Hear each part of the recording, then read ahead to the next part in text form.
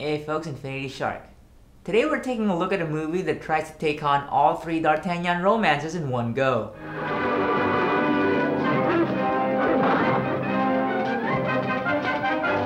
That's right folks, I said all three D'Artagnan romances in one go. That means Les Trois Mousquetaires, Vingt Ans Après, and Le Vicomte de Bragelonne. All in a span of 72 minutes.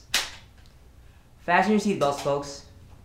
Welcome to Motion Literature, and this is The Iron Mask.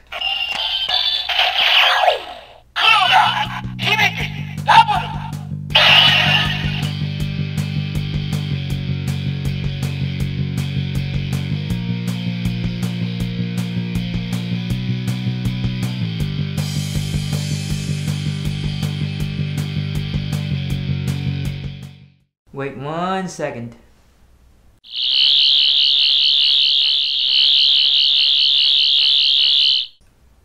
That's better. Anyway, we begin with an opening narration by D'Artagnan. When on the human tide the plumid wave of chivalry rose to its summit, sweeping wide across a nation's mighty sea, France never shone a brighter power than in this high, romantic hour. So come with me to France of old, to fiery days when hearts beat high, when blood was young and hate was bold, and sword crossed sword to do or die. For love and honor gloried then, and friendship reached its peak with men. The tale officially begins in 1638. Louis XIII is waiting for Queen Anne to give birth, and Cardinal Richelieu is in the middle of a subtle attempt at taking the throne.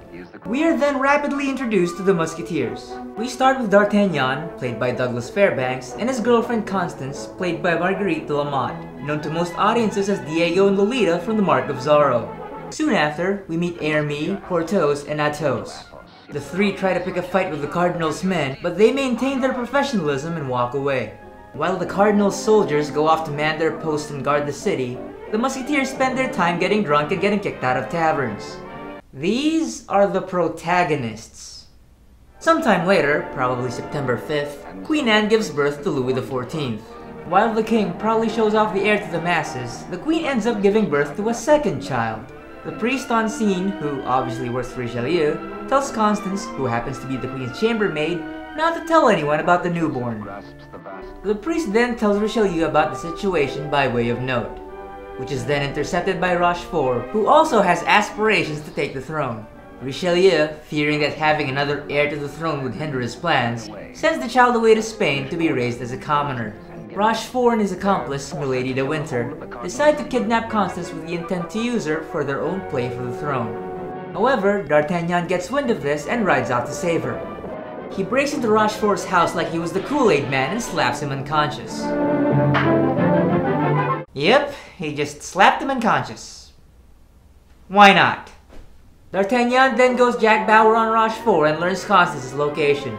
He heads over there and tries to rescue her via the window, but he's thwarted by Milady de Winter. De Winter and Constance get into a fight while the Musketeers break in through the front door. But D'Artagnan gets there too late, and Constance is already dying of a stab wound inflicted by De Winter. D'Artagnan hears Constance whisper that she loves him above all men. And then she murmurs three words, the other one, the other one. Yeah, that's about as useful as writing the word "it" on a bathroom wall. While D'Artagnan mourns his girlfriend's death, the other Musketeers ride off with De Winter, intending to publicly execute her. They are stopped by the Cardinal's men, and are sentenced to death by firing squad for continually taking the law into their own hands. Which means that they've publicly executed people without trial many times before. Again, these are our protagonists. Right as they're about to get shot, D'Artagnan stands in the line of fire. Richelieu tells his men to stand down, and instead sentences the three to provincial exile, while promoting D'Artagnan to Louis XIV's bodyguard. Before they part ways, they carve their motto onto a tree, the way teenagers do when they're dating. You know, with this whole tree thing and the fact that all four of them slept in the same bed, I think the Musketeers were a lot closer than we thought they were. And so the Musketeers part ways. Eternal friendship. It shall not pall. All for one, and one for all.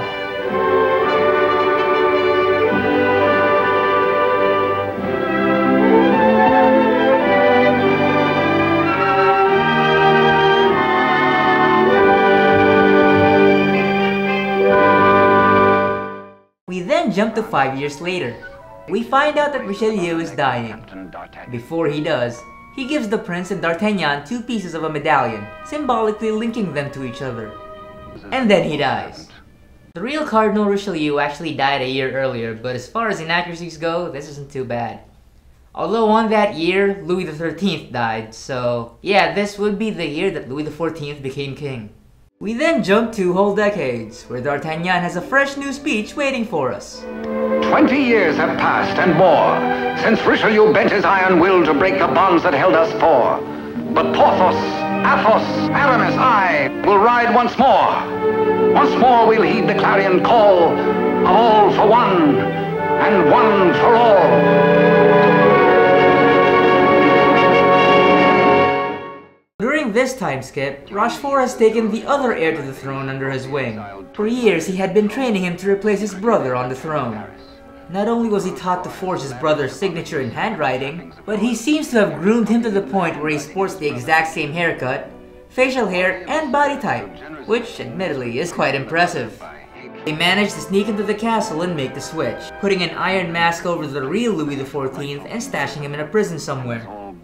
While there, he manages to send a message to D'Artagnan by way of a passing fisherman. A catch, apparently from heaven.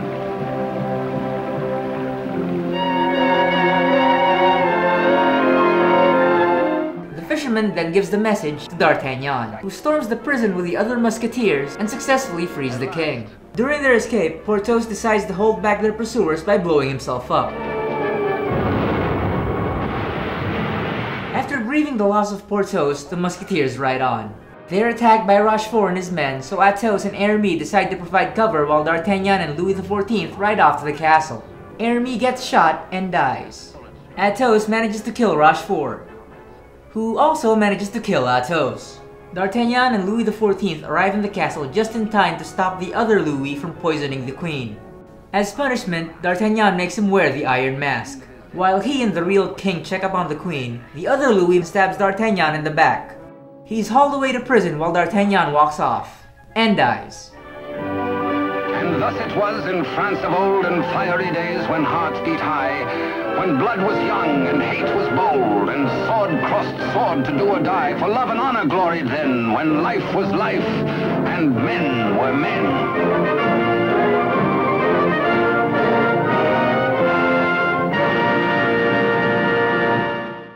Just 1 second.